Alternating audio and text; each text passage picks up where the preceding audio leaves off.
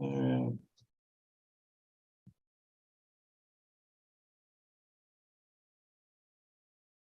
again, for those of you that are just now joining us, please put in your name and your organization for your identification on your Zoom.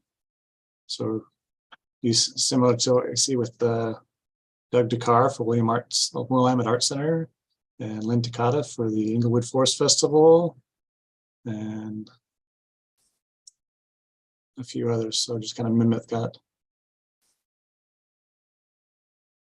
Looks like Kim Osistis is having difficulty logging in.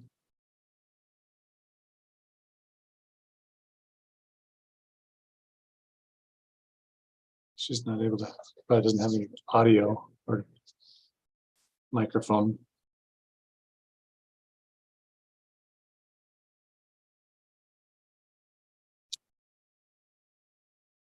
All right, we'll give everybody just another minute or so to get settled in.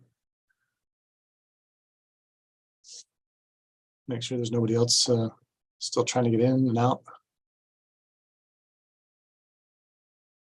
Tuesday night was the first orientation. We had 31 participants at that meeting.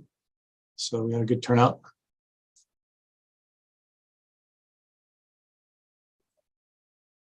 And I think today is going to be almost the same.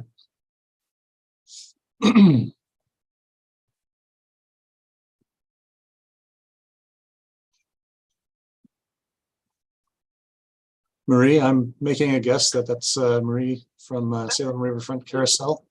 That's me. Okay. Please go ahead and add your organization to the end of your name. Oh, okay. Oh, let me see how to do that. It's just renaming. Oh, okay. Let me put it up there. So click on those three dots and rename yourself if you can. Otherwise, put it in chat. There we go.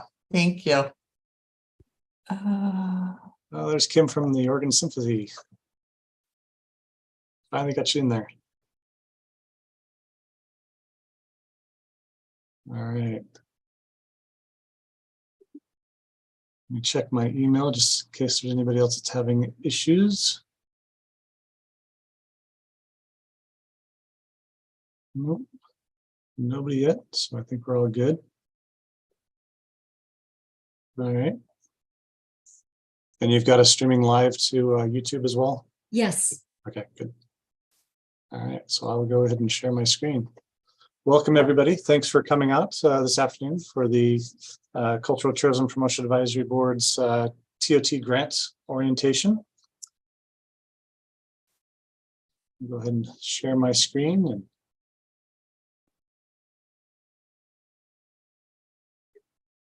get this party started. Yes, again, thank you for coming out today, for taking the time to learn about the cultural tourism grants that are available for organizations here in the Salem area. We do have one announcement that some of our organizations may be interested in knowing about. This last year, the Cultural Tourism Promotion Advisory Board instructed city staff, myself and Kelly, and with the help of some of the board members and many of the organizations on this call today, we participated in the Americans for Arts Economic Impact Study. And it was a year-long study of surveys that we collected at various arts events throughout the year and at various locations. And the culmination of all those collections has now been put together, and Randy Cohen from the Americans for Arts will be doing a presentation here in Salem on November 7th in the morning of November 7th, specifically 8:30 in the morning till 10 a.m. And everyone's welcome to attend that. I'll drop the link in the chat so that way everyone has access to that. And that's going to be something that if you're interested, if you're one of the arts organizations that participated in that survey event, this may be of interest to you. So it is a free event. We just ask that you use the survey bright so that we have an idea of how many people are planning on coming, and then we can work on the breakfast / snack stuff for in the morning. So with that, we'll get back to our regularly scheduled program. All right, so this is a mandatory program or mandatory meeting for organizations that wish to apply for TOT grant funding from the City of Salem. And we're going to talk about what these funds can be used for. We're going to talk about where the funds come from. We're going to talk about different types of examples, and I will provide you with as much information and help resources as I can. And if you have any questions at all, please don't hesitate to put it in the chat or raise a hand or just speak out. And then and if you have something that we're covering and you think it might be related to it, and you'd like to have a question on that. And for those organizations that have been here numerous times before and know the drill for the most part, you're always welcome to provide helpful feedback and your experience with this process as well. And from there, we'll go ahead and dive into it. So what is the CTPAB? It's the Cultural Tourism Promotion Advisory Board. They're a volunteer board for the City of Salem. They are appointed by the mayor and city council. They're all volunteers. There are 9 positions available. One of those persons, or one of those positions, is reserved for a representative from the local hotels and motel organization establishments, as that is actually where the majority of these revenues come from, is from the transient lodging or occupancy tax placed on the overnight stays at our hotels, motels, Airbnbs, etc., and comes back to the city. And we'll talk briefly about that again shortly. The board's primary goal is to provide a unified approach to promotion of tourism here in the City of Salem. They do that mainly by reviewing and making recommendations for the use of transient occupancy tax grants. These are the grants that you guys are applying for, or if you so choose, will be applying for. They review those and provide scoring and feedback and ask for additional information from time to time. And then these are all reimbursement grants. So you do have to spend the money first, provide copies of your invoices, and then we'll issue a check payment for that to the organization that applied and was deemed or recommended for funding. So briefly, the money comes from the transient occupancy tax. It's a tax that's been around since 1974. So it's coming up on its 50th year anniversary next year. Not that I'd know anything about that. But the tax is currently a 10.5% tax on the overnight stays. 9% of that comes back to the city, and 1.5% of that goes to the state. And the city primarily uses the majority of that funding for major tourist attractions throughout the city, for greenways, urban beautification, our parks, our major parks that see a lot of tourism or sees a lot of events. This was established by City Charter, Section 56, back in 1974. There are 4 main things that we can use that money for, according to the charter. The first one is enhancement of entranceways to Salem. The second one is urban beautification. This is generally our parks, such as our Riverfront Park, our Bush Park. Then there's improvements to and operation of our major tourist attractions or cultural facilities. Some of those organizations you may have heard of, some of them being the Salem Riverfront Carousel, the A.C. Gilbert Children's Museum, Bush House Museum, Deepwood Garden and Estates, Willamette Heritage Center, Willamette Art Center, Hallie Ford Museum of Art are all some of the locations that receive these funds as major tourist attractions or cultural facilities here. The last piece is for activities that promote the use of Salem for conventions, conferences, or general tourism. And that's where a lot of our events funding goes to. So things like World Beat Festival, Hoopla, Salem Art Fair Festival in Bush Park, Cherry Fest Northwest stuff, a lot of different organizations, Inglewood Forest Festival, that kind of stuff.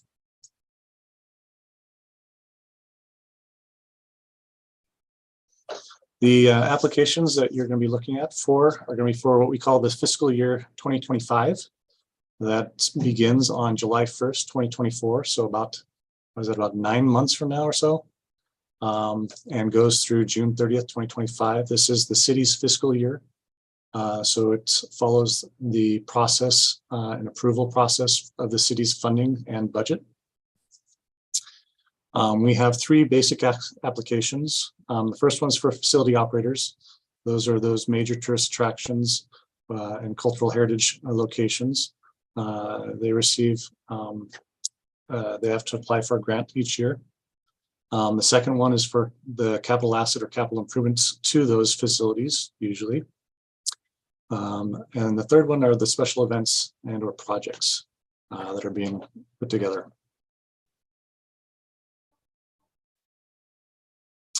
These applications are found online, and they can be saved as you go. Once you complete the very first page and click next, you have the ability to save that and come back to that application via an email link. If your native language is not English and you use a browser that has been set to a different language setting, it'll automatically translate the questions in the forms to whatever language it is, whether it's Spanish, Portuguese, Dutch is my second language. And then there's also a low vision click button that you can use to enlarge the font for viewing.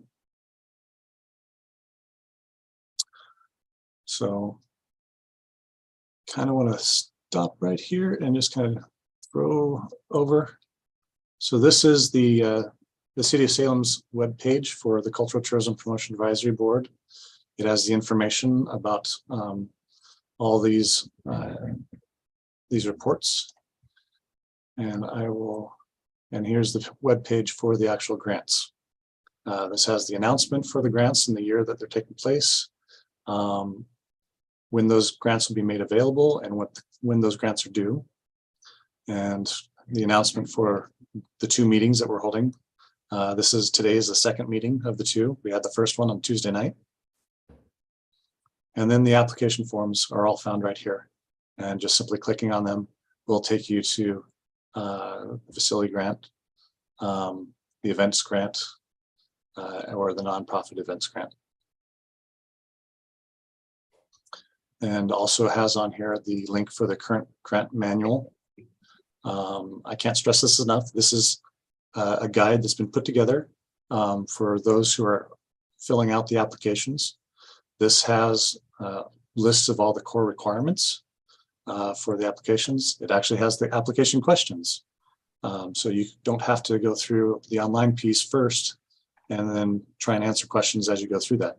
You can actually download this manual, take a look at each of the questions, draft your response to that, and then copy and paste into the form. It also has the scoring rubric, the questions, how they're going to be scored, kind of information that the top board or Cultural Tourism Promotion Advisory Board will be looking at and scoring based on that criteria.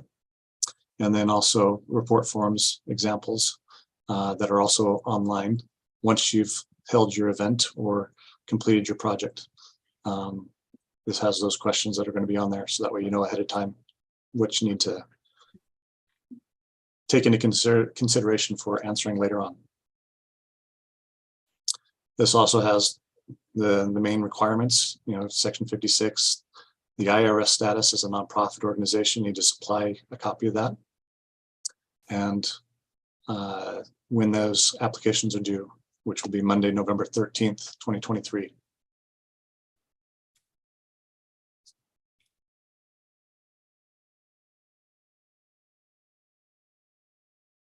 Let's see if we can get back to that. So some of the changes for our capital improvement projects, we did increase the maximum award from $10,000 to $20,000 of the actual cost. So that this is a 50% cost grant, which means that if you were to apply for the $20,000 piece, you would actually need to have a capital improvement project that costs at least $40,000 or more. And the city would then only reimburse 50% of that actuals up to that $20,000 award amount. So those facility operators are familiar with this. They know the process. New to all of these applications are new boxes for organizations to provide links to their Facebook page or TikTok account or Instagram or YouTube channel. This information provides a little bit more. These links will help provide more information to the board members who are reviewing these to find out more about your organization, what you do in just a short amount of time. We also added new boxes for event dates that specifically call out what day is this event going to take place and where's the location. If you're new to this process, the TOT funds can only be used within the city boundaries, within the city limits. And so that's where the location, if you're going to hold an event somewhere at a certain location, it needs to be within city limits. And so there are ways to find out if that location that you've chosen falls within city limits or not. And so that's on the application to provide a clear location spot on the application for the board members to review and double check. We did delete a couple of questions that were redundant or that were asked or could be answered in different ways. We also provide a little bit of clarification on some of the other questions, wanting to be a little more clear and concise in the information being requested. There's been, for the facility operator grant, there's been new boxes that ask for the number of staff and the number of full-time and part-time staff, as well as volunteers that work at your organization or assist your organization in your area. We also tried to provide reminders and hints for the application questions related to the budget requirements. So there is a separate budget sheet, spreadsheet that needs to be filled out and submitted at the same time. It's a separate spreadsheet found on the board's website. It's the budget sheet, and you can fill that out ahead of time, basically provide your revenues and your expenses, and then those questions in the application form can then be answered from that spreadsheet. And then we try to, in the questions, when you're going through the online application, you'll see a little piece that'll say, reminder, this should match your budget sheet. So just helpful hints like that. And I can show you more here shortly. Here are the qualifying criteria for all of the applications. You need to be a 501c3 or a C4 or a C6 status, and you need to provide a copy of your IRS letter for your organization that is applying. The only exception to that are for non-501c grants up to $2,000. So if you're a smaller organization, we provided an ability for receiving up to $2,000, and we asked that it primarily be spent on promotions and marketing, whether that's flyers or advertising or whatever, for helping to promote your event. And that's primarily what that smaller grant is available for.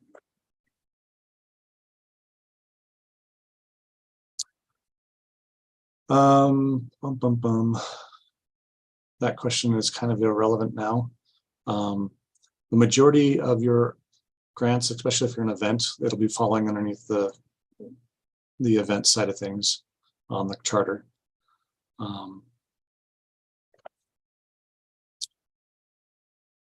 So we get into this cultural facilities.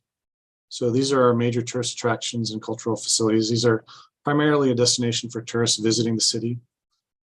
Places like A.C. Gilbert's and the Woolen Mill, Willamette Heritage Center. Those are primary examples. Deepwood Estates, Bush House are major tourist attractions and cultural facilities. So the facility operator grant application would be what they would be filling out to receive that funding. And with that, there are some criteria. Obviously, they have to be a nonprofit, major tourist attraction. They have to be a cultural heritage facility within the city of Salem limits, and they have to have a minimum annual attendance of at least 3,600 patrons. They need to be open and provide services 12 months of the year. They should be spending 3% of their budget on marketing annually, and have at least 1,000 square feet or more of space open to the public. Or with theaters and stuff like that, they provide 100 performances a year. They are allowed to complete 3 TOT grants each year. And they should be, if you're a brand new organization wanting to apply for this, you have to meet the nonprofit criterias and the other pieces there, but also have applied and received 3 TOT grants in the past prior to applying for a facility operator grant.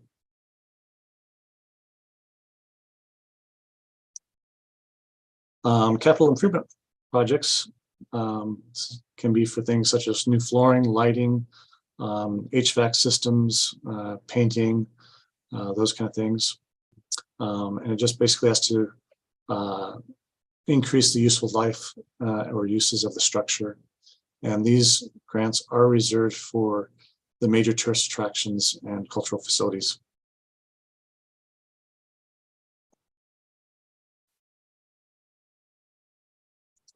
And again, this is the one where we've increased the grant award amount. That's a reimbursement of 50% of the actual costs up to the $20,000 limit. And if you're an organization that is owned, where the property is owned by the city, you need to get a letter from the city identifying the project that you're wanting to do to verify that it's not something the city is already supposed to be responsible for.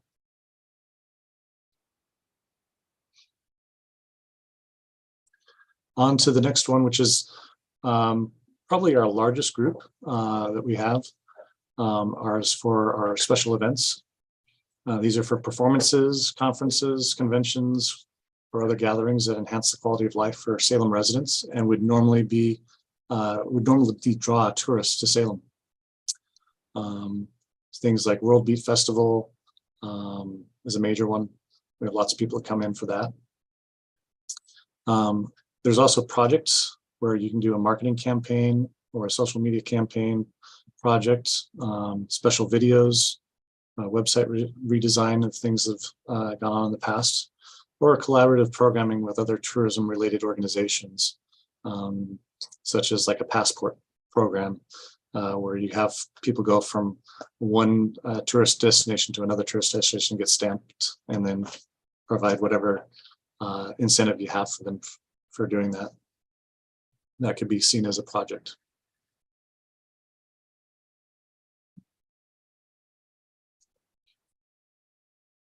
Again, these events are for nonprofit organizations, and they're allowed to apply for 2 grants per year. If you are a for-profit organization and you don't have that nonprofit status, you can apply for a small grant of up to $2,000, but you're limited to just the 1 grant for the 1 event that you're going to be putting on. And with all of these events, TOT, the primary focus should not be to raise funds. It shouldn't be a fundraiser for your organization. So these are supposed to be generally tourism-related activities, something that would generally be expected to bring people to the city.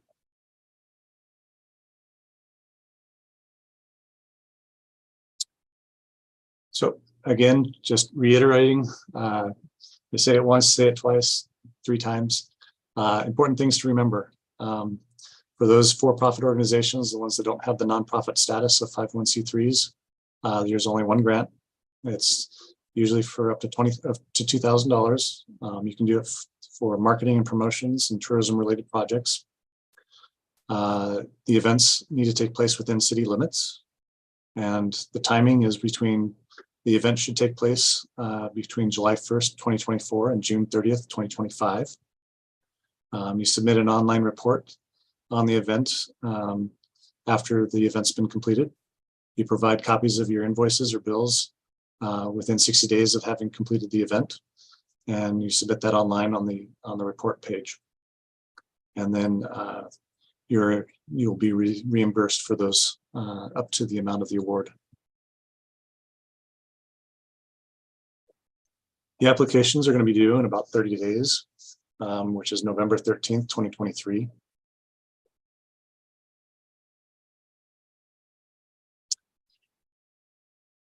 At this point, are there any questions?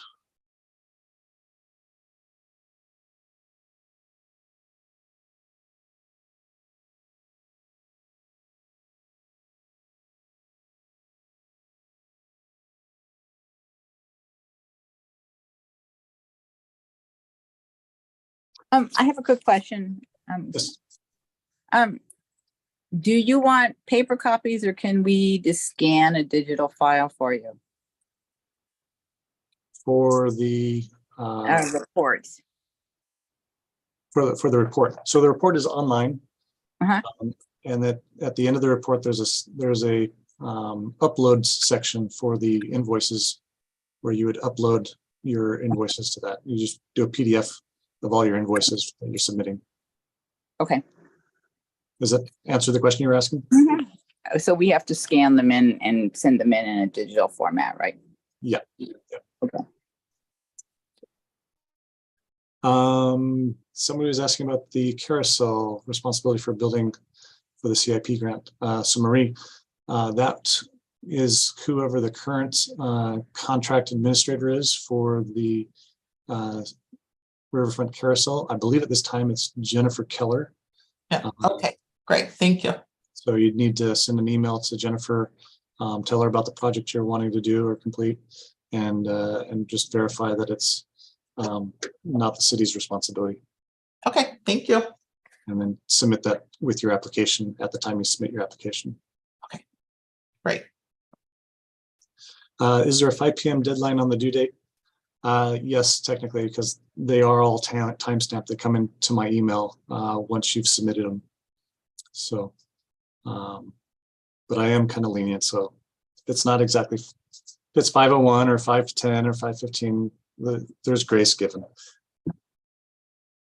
And yes, these are all reimbursement grants. Chris, do you see Ailsa's hand? Yes, Lisa. thank you. And how long does it take for the reimbursement to go through after we present the invoices? So after you've submitted the report and the invoices attached to that, you can be reimbursed within a week to 2 weeks. If you don't get a check after the second week, then definitely reach back out and say, hey, I submitted this. Did you see it? Okay, thank you. Yeah, the city cuts checks every Friday.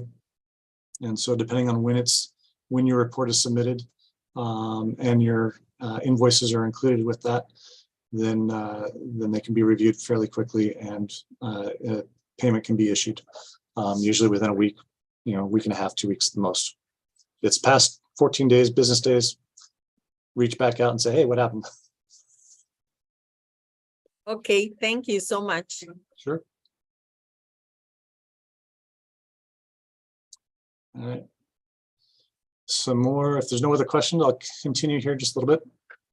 So some important dates to remember coming up. So we have November 13th as the due date.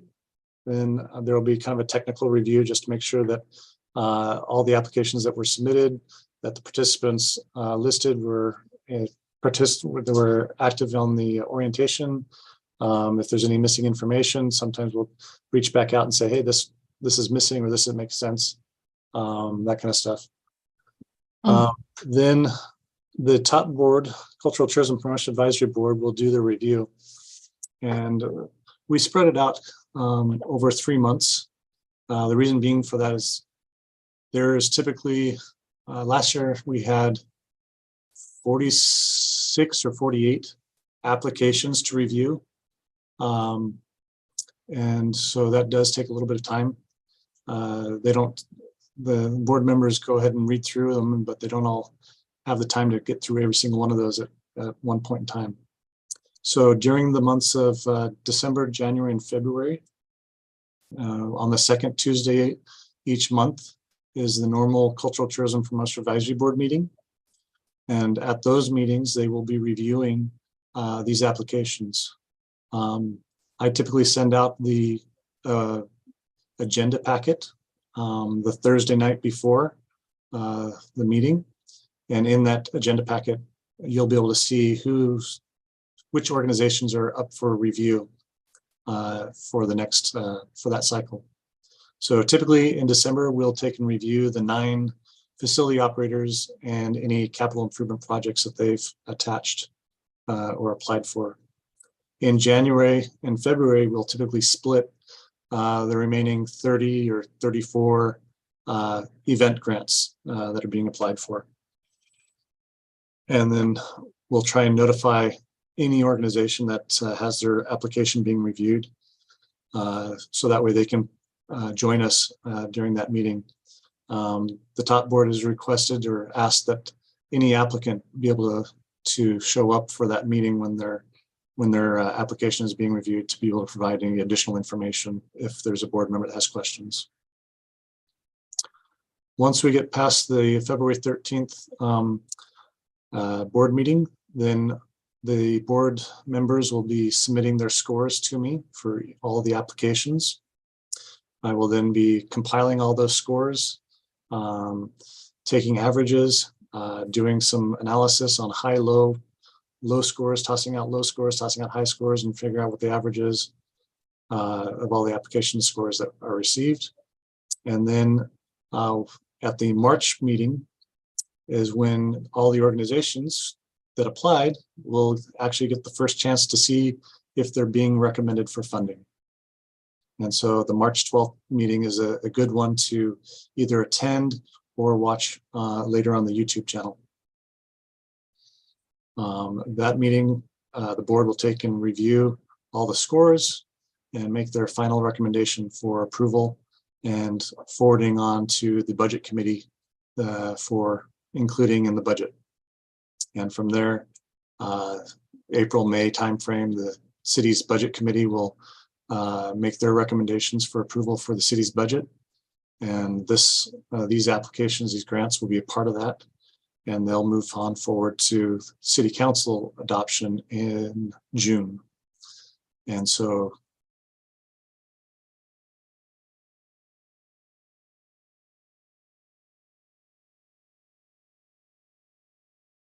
usually around the month of June, first 2 weeks of June or so, city council will meet and adopt a new budget for July 1st. And right around July 1st, we'll be sending out the award letters and contracts to be signed by the various organizations that are receiving TOT funding. So July 1st, 2024, be on the lookout for those letters and contracts. In recent years, we've been using email just to email it faster. So we'll take whatever email that is put on the application as the main email source for contact and for sending these letters of approval and stuff like that.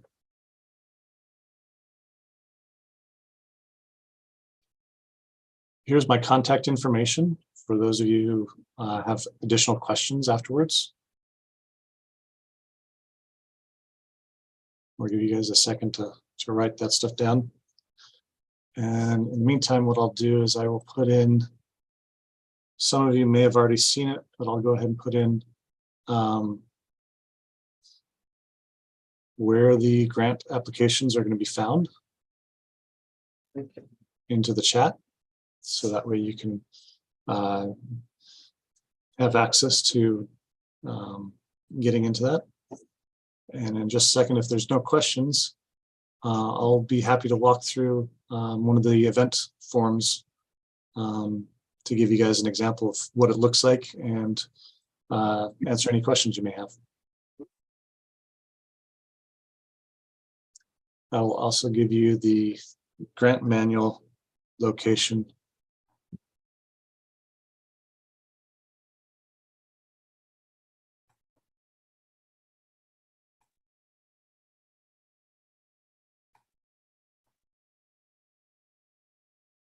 So I think what we'll do is we'll just quickly go through this grant manual real quick. So again, I can't stress this enough. Use this, download this grant manual. It'll help you fill out the application form a lot. Again, it talks about what the requirements are, being a IRS 501c3 or not, and then the due date, where you can find the applications online in case you lose that. The requirements for each type of application that we just covered and went over. And then here's the application questions.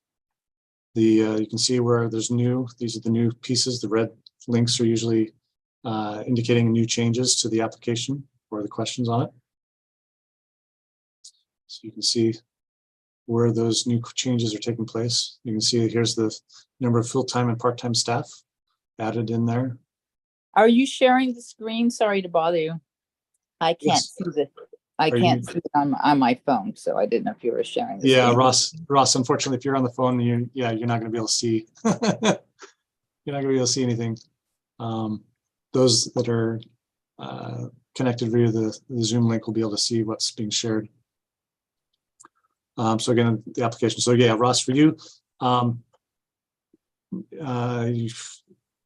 you can email me later if you need to know, have those links sent to you. And I'll get you those links for the grant manual and for where the applications are located. Still trying to get in and out. Tuesday night was the first. Like we're replaying. We had 31. Okay. Here's the questions on the grant application. And I think today is going to be almost the same. Brian, I see you have a question. You have your hand raised. Yeah, just waiting for you to scroll to the right page for me here. So I do see in the new questions, question 9, the dates of the event. I'm curious, is it going to truly ask for a specific day, or can we do, historically for FCO, we indicate the month, because of course, I know a lot of our organizations, we're applying a year and a half in advance of events, and we don't always have the exact day nailed down. So help me understand what you're looking for and what we should expect on the application. So yeah, and we'll actually go through the application, walk through the application, and we'll test it to see what kind of a date range we can put in it. But typically, yes, if it's a single event that you're putting on, you would know or have at least a best guess. It's going to be on such and such weekend. Those dates fall in that time frame on the 21st through the 25th, type thing, and you would enter that in there.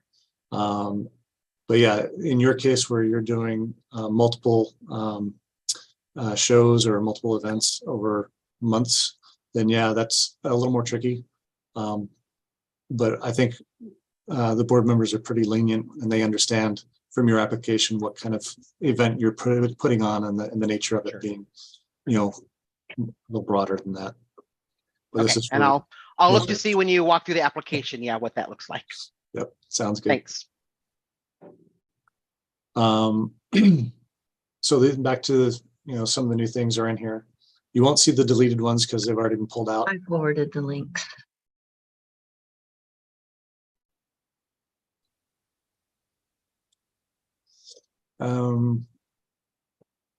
So here's like the example, like this should match your budget sheet for financial support information. Same thing with the in-kind donations. This should also match your budget sheet. There's a spot for putting in a small budget summary, which is basically your revenues and your in-kind stuff and your expenses and what that balances out to be for your event or for whatever you're putting on. And remember, that should be matching your budget sheet as well. And then the last part of the application is upload your budget sheet and a copy of your current IRS letter. This is for the events. The project application is tied into the event one. So there's a box you'll select are you applying for an event or are you applying for a project? Depending on which one you select, the questions change slightly to asking what's the project timeline, when will that project be completed, and the description of the project are examples of the difference. There's only like a couple, 3 question difference type thing between an event application and a project application. And the rest of it is all the same. So let's go ahead and walk through an application here. You'll see that whenever you click on it, there's a highlighted piece here. So read that real quick and you'll know if you're in the right application. So this one happens to be for the facility grants. So this form is a major tourist attraction, is for major tourist attractions and cultural heritage operators, and must be a nonprofit 501c or C4 organization. So that's already automatically at the top.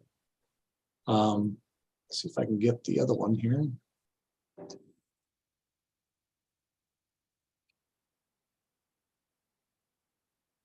For events, this was the form for the nonprofit organizations hosting events, festivals, or tourism-related projects, and must be a nonprofit 501c3. And then we have an application for non-501cs. So this is a form for events and projects for organizations without an IRS nonprofit status. But we'll go ahead and, the questions are 99% of the time the exact same questions. It's just set up for a different form for review.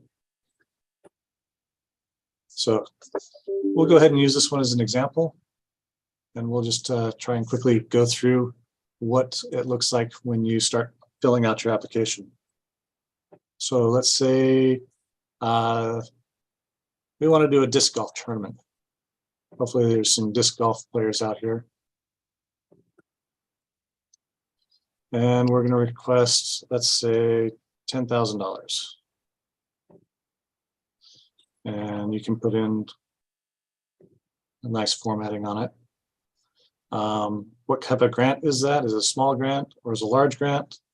This says between $2,000 and $10,000 is a large grant, so we'll click that. We need to provide our 501c3 applicant name, so that would be the name of your organization. So we're going to just call this the City of Salem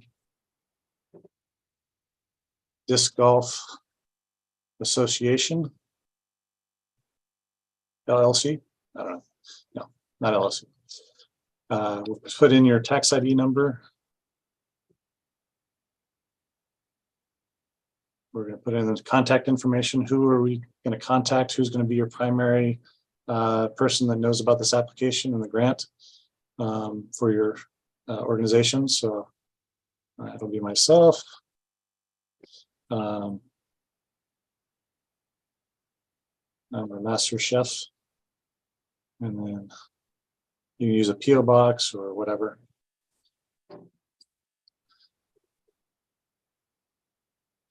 Let's go.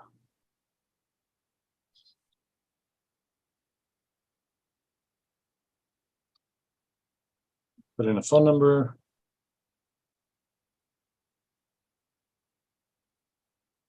Put in a web address.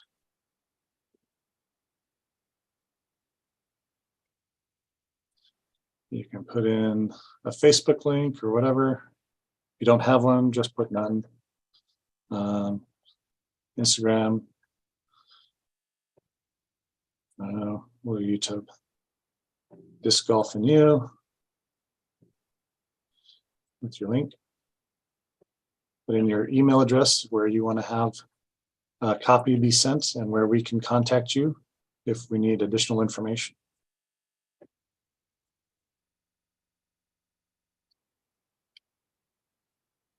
We're going to choose an event. And at this point in time, I think I have everything there. Thanks. So now you've completed that first page. We talked briefly about maybe you get stuck or maybe you run out of time and you need to go do something different and you want to come back to that. You can click on this save and continue later. Put in your email address twice for where you want to have that sent to. Click save and it'll save your progress for where you're at.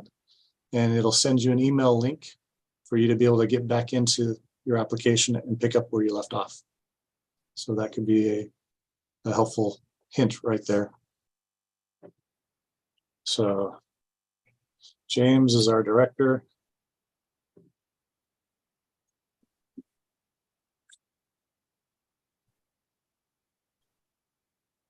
And usually put first and last names, I don't know. John, marketing specialist. Whoever your board members are. So here we are to that question about the date of the event. So I would always put like May 4th, 2025, and make sure that that date falls within that time frame for the funding from July 1st, 2024 to June 30th, 2025.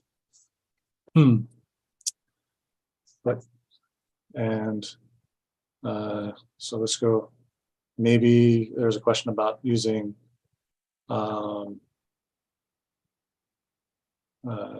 November 5th, 11th, and May 4th, 2025. You want to make sure that that in there. So it looks like that will take it. We'll see what it looks like on the back side. Location for the event.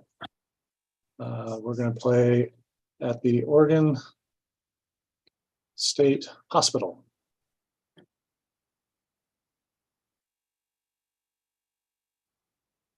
This golf course.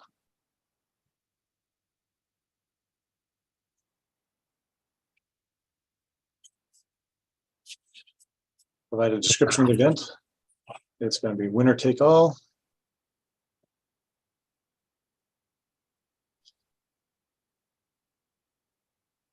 And maybe prizes for longest putt, et cetera, et cetera, et cetera. So whatever you're planning on doing in your event, provide that description. There's plenty of space here, 7,500 characters long, so lots of room in there.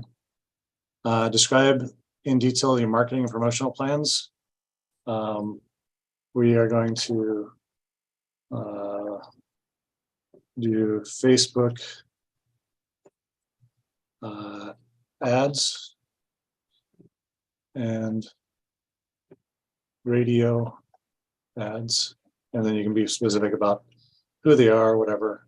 Just give a general idea what kind of marketing and promotional plans you have. Are you targeting specific demographics, et cetera, that kind of stuff? Can be quite extensive. And then we also encourage folks to post your events on Travel Salem's Markets website. So there's a link to that, or you can Google that too later as to where you can post your events on Travel Salem's website for free. So moving right along. Next question is asking about the top board goals. There's three main goals. Increasing the estimated economic impact of tourism in Salem is one goal. Enhancing the quality of life and embracing a culture of inclusiveness and diversity for all Salem residents is another goal. And increasing room nights for tax revenues is the third goal that the board has. Obviously, we've mentioned previously that all the funding for these grants come from the overnight stays at our local hotels and motels. So that's one reason why that's on there. Describe how your event will bring in or meet those goals. So we will fly in professional disc golf instructors,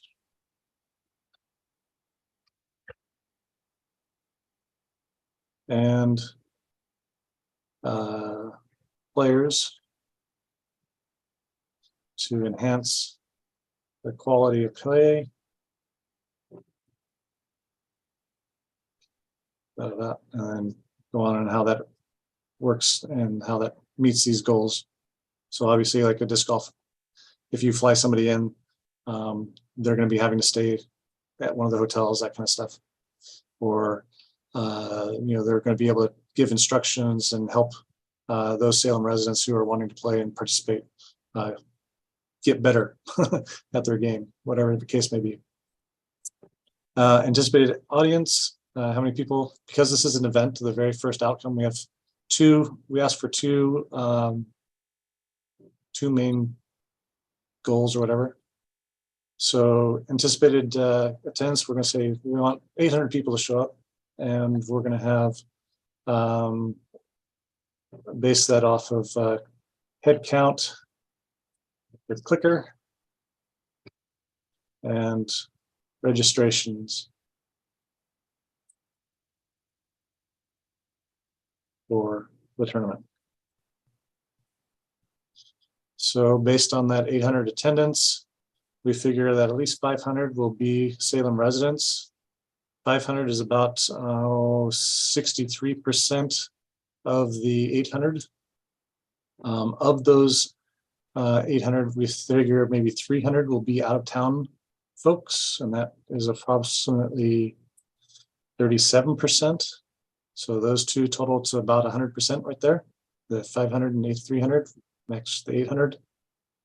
Of the 300 out of town tourists, we figure that maybe 150 of them will stay overnight. And that's about 17% of the 800. So then you go on to outcome number 2. What do you want? What is this? What do you hope to achieve? We want to increase the number of disc golf players in our region. So how would you do that? What's a goal? So let's say we wanted to have 35 new or introduce 35 people to the game of disc golf. And then how are you going to do that? You can take registrations and new member signups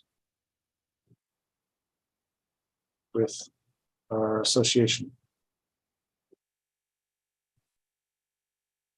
So that would be the method and how you can track that. Past performance. Have you done this before, or is this a new event? Tell us about it. If you have experience doing something similar to that, tell us about that event. I'm just going to quickly.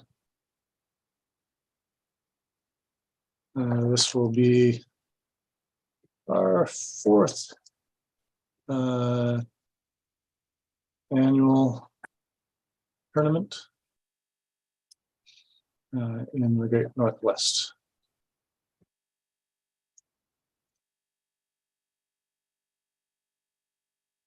Okay. And then we get into the section where we talk about the budget. So this is where your budget sheet is going to come in handy.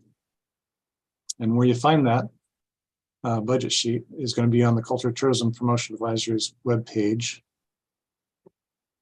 And it is going to be down here where the grant reporting forms. These are after you've completed your organization's events, you would select the form for reporting for events and fill that out and submit it.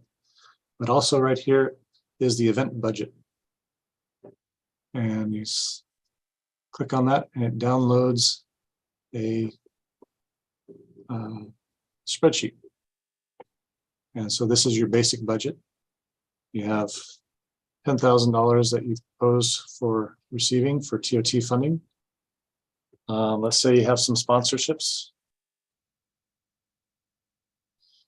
And maybe you got $5,000 for helping put on the event. And then maybe you have some registrations where you're going to get maybe 1,500. And so you got a budget of about 16,500. Let's say you got $500 worth of free marketing from Facebook ads, since that was what we were talking about earlier. So they didn't charge you the 500, but let's say you had $1,000 and they gave you $500. So down here in your marketing, you actually spent 500 and you had 500 in donations for free promotions. So $1,000 budget, 500, 500. Let's say you had to rent the facility for, because it's a kind of a tournament type thing, maybe it's 3,500 for the facility. Maybe you had to pay for some porta potties for the additional folks that are coming out. Let's see, maybe you needed some security, $1,500 for security. Let's see, maybe you had some hospitality type stuff, some prizes and stuff like that for the remaining, I don't know, 8,500. Is that it? Yep. Okay, there we go. And so this automatic calculates says, oh, you're spending 3% on marketing. Great, good. And so we have total resources of 17,000. We have total operating expenses of 17,000. Okay, looks good, matches. So you save that and then you upload that at the end of the application process. Let's see now, where am I?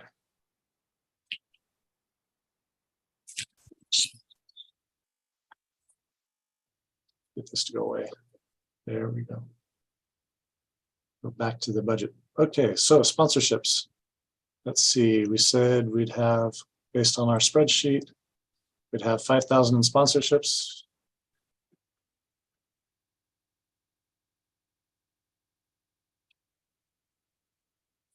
$5,000.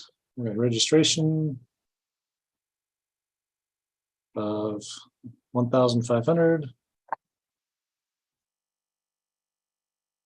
Okay. And so that's where that falls in. In-kind donations. Chris, can I say real quick, can we upload a CSV file to this? I believe so, yes, I think so. Okay.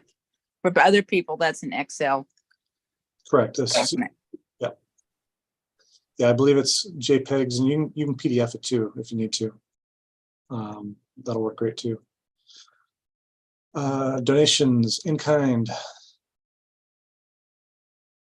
marketing, Facebook ads, $500.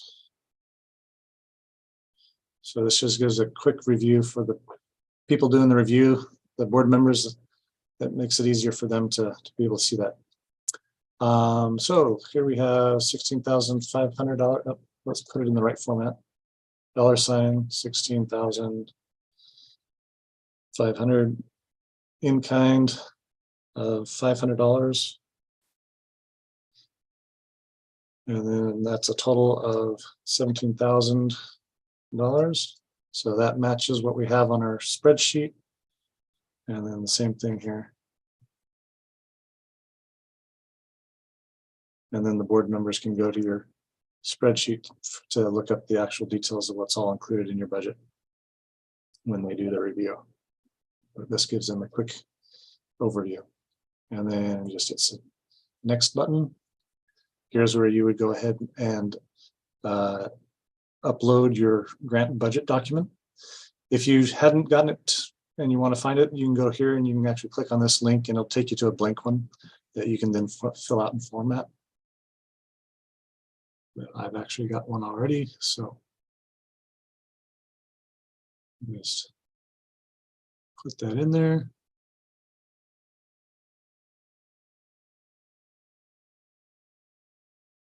And then upload a copy of your IRS letter. I don't have to have one already available. Use that. And then submit. And that's when you know that it's done.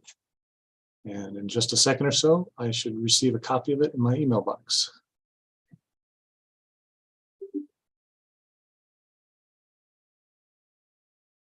And here it is. So this is what it looks like. So here we have the event grant for 24-25 disc golf tournament, requesting $10,000. It's a large event. Organization is the City of Salem Disc Golf Association. Contact person is Chris Snyder. Telephone number, etc., address, web address, Facebook, YouTube, email address for how to get a hold of me. This is an event application.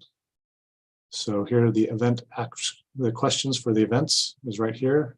Tell us about your organization, include board members and the names and titles. What's the date of the event? So November 5th, 11th, and May 4th, 2025. So maybe because November falls in 2024, you might want to put that in there, that it's 2024. You can play around with that. What is the location of the event? It's the Oregon State Hospital Disc Golf Course, but if you have the actual address, street number and that kind of stuff, put that in there. Provide a description of the event, and then, describe your marketing, Facebook ads, radio ads, etc. Number 3 says project questions. So if you were to have selected project instead of event, then you would answer these questions here. And then it would continue back on to the regular rest of the questions. So here it says select your goals, which goals you're checking on. I didn't check any of them. Yeah, so here's already a mistake that I unintentionally made. I didn't select any of the 3 goals, which were the room nights and the quality of life for Salem residents, or the economic impact for tourism. So that's one of the pieces there that'd be missing. And we'd try and get that information and have you resubmit it if there's time, or just have you resubmit it. Next question. Then we get into the event side of things and the outcomes and how you're going to do that. Then here's your budget stuff, your sponsorships, your registrations, your in-kind, your summary, and then your attached budget sheet and your IRS letter. And that's how that would look like on our end. All right. Are there any questions at this time?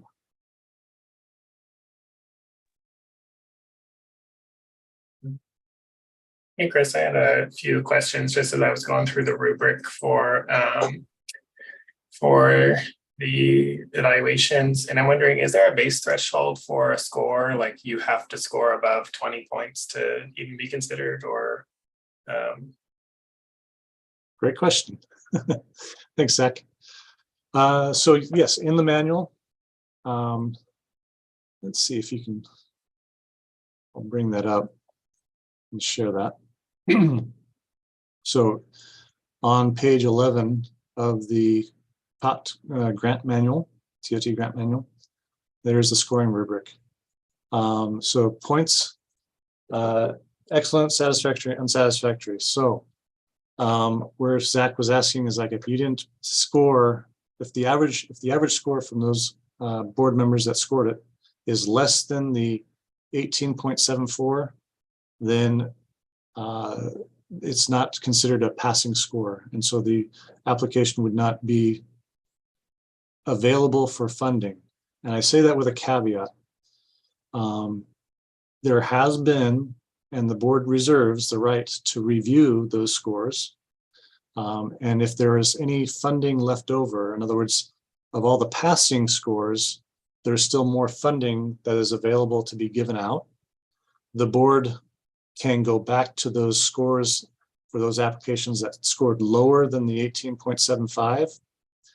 And then they can review those and decide if they want to fund those applications, which they have done in the past when there's been funding available. Solis, I see you have your hand up. Yeah, hey Chris. So a while ago, you were saying very specifically that the grant amount had to be at least 50% of the event's total budget. So use the example like if you're going to have a $10,000 grant, you need at least a $20,000 event. But right now, when you were doing the example, you had a $10,000 grant with a $17,000 budget. So is that just because of the example and we're putting in random things, or is that a thing that you can do? And if so, how does that match up with the earlier? Great, thank you for asking. So yeah, when I was talking about the 20,000 award piece, that was specific to only the capital improvement projects. And that one is a 50% match. On all the other ones, they are the 10,000. So if you put on an event and you ask for $10,000, you have to spend the 10,000 because it's a reimbursement grant. But you'll get the full 10,000. Just provide copies of the invoices and the costs, at least up to the 10,000. Or, if there's question about how much you're going to provide more. More is better than less when it comes to getting the reimbursement for submitting your bills and stuff. But yeah, there's no match other than that. Yeah, no, I missed the part where it was just about the capital improvement ones, but thank you. Oh, great question. Great question, because there's probably somebody else that I didn't explain it quite clear enough. Great. Is any more questions? Any other questions? I have another not so fun question. Sorry. So I know that with the current proposed budget for next year, there's less funding available for TOT. And I'm wondering, do you anticipate, how many grants do you anticipate being able to fund in this fiscal year? Great question. And I have a follow-up question after that. Okay, so because the TOT is separate from the general fund piece of things, in a sense, the funding every year is going to kind of be determined upon what our forecasting and availability of funding and other needs are. So I can't really give a specific dollar number and say, hey, we're going to have $500,000 this year, or we're going to have $700,000. It could be anywhere in between there. That information won't be determined by the city until we get closer to the budget season and determine all the other needs available.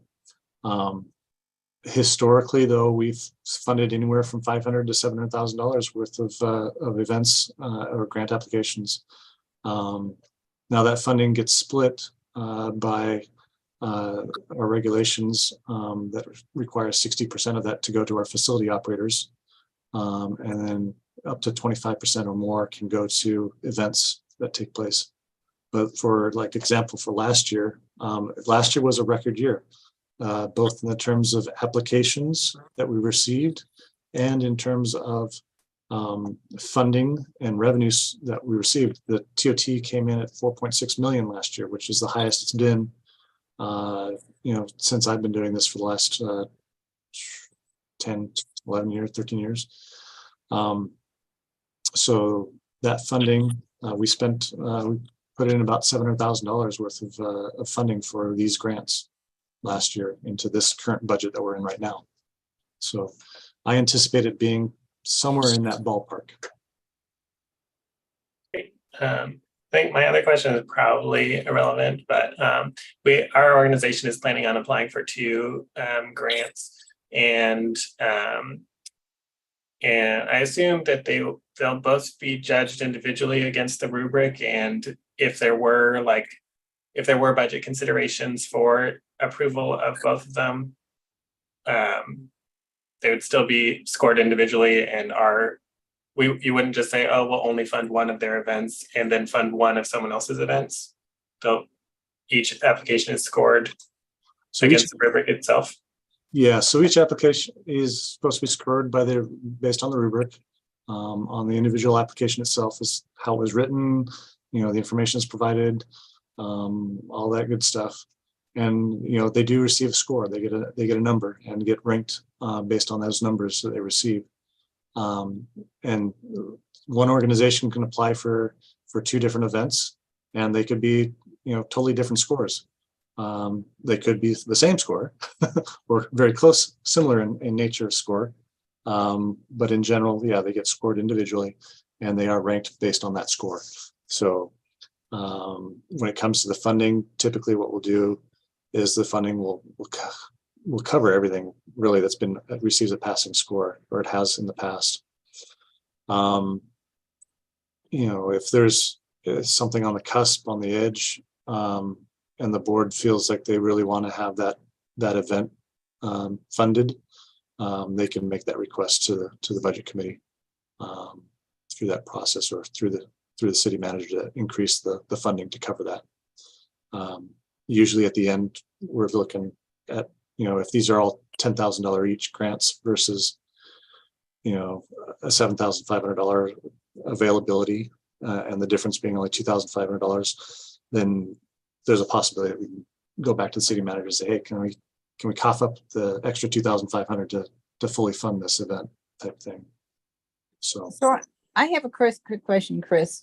Is anybody else waiting? Let's see, is there anything in the chat?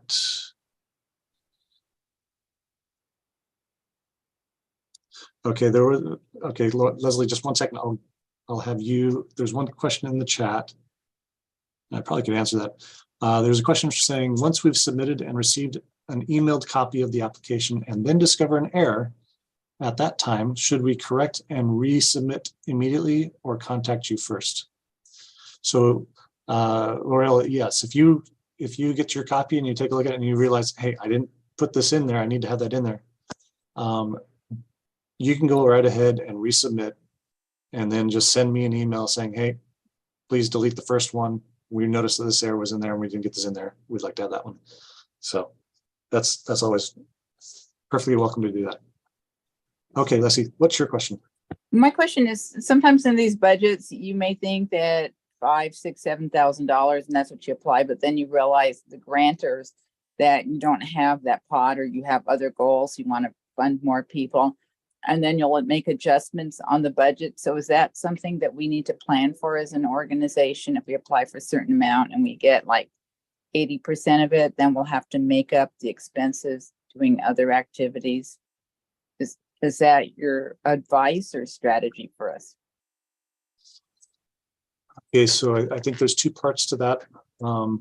So you're kind of asking, say, if you applied for, the 10,000, the full amount, Mm-hmm. you want to be sure that you'll receive that. So if we put that in there, unless we really don't have the revenue come in to fully fund that full 10,000, which is rare, but we experienced that during COVID. During COVID, we'd already put together the budget and approved a bunch of the grants. And then March 2020, we learned about COVID and everybody shut down. And so what that meant was that nobody was traveling. Nobody was going to stay at the overnight hotels and paying the TOT tax that funds these things. And so we had to, as a board in the city, had to go back and say, hey, the funding's not going to be there. And then the other piece of it is that those events didn't take place either. But that was definitely an unusual circumstance. So in general, I would say it's very safe. It's pretty safe to say that if you applied and were awarded for the full 10,000, that full 10,000 will be there and available for you. The only issue that you'll have to worry about as an organization is, do you have the resources to fully spend the $10,000 to be able to receive the reimbursement for the 10,000. Does that kind of answer your question? Yeah, yeah, I get it. We'll just have to, that was my question when we plan the budget, if we can make it work as a reimbursement grant. Yeah. And, Okay. we know that these events and these applications are being put together, 9 months, sometimes, a year in advance to when the actual event takes place, and things change. So maybe you didn't need the full 10,000. Maybe you could only, mark it for 5,000. That's perfectly fine. Just submit the reimbursements for the 5,000. That's fine. Yeah, I mean, usually what we found, we found out that we needed security. So we were scrambling around to find money to pay for security because it wasn't in either of our grants. Mhm. Yeah, and well, so these event grants, they are available. I mean, obviously the first choice is to do marketing promotions with the dollars, but it is an operational grant. So if there are things that go into putting on the event, such as having security there, having fencing, having porta potties, having a cleanup crew, having, those are all acceptable expenses that you can be reimbursed for through the grant for putting on, because that's an operational cost for putting on the event. Does that make sense?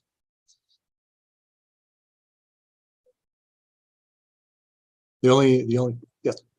Yeah, no, I just wanted to say yes. I didn't want to be totally muted. Sure. The only limitation is on that is that city funds cannot be used for purchasing alcoholic, whether that's alcohol beverages or beer tabs or whatever else like that. So that's the only real limitation. I don't think we have to worry about that too much. I've never had anybody submit for that, but I'll try and remember to let everyone know. Okay, so if we ran it, I mean, I know in Silverton, when I volunteered in Silverton, all the events have alcohol and they make a ton of money, but it's their insurance that goes through the roof. Yep, and that would be something that you can still do, but you can't send the bill to the city for reimbursement for the TTPAB stuff. Okay. All right. Are there any other questions?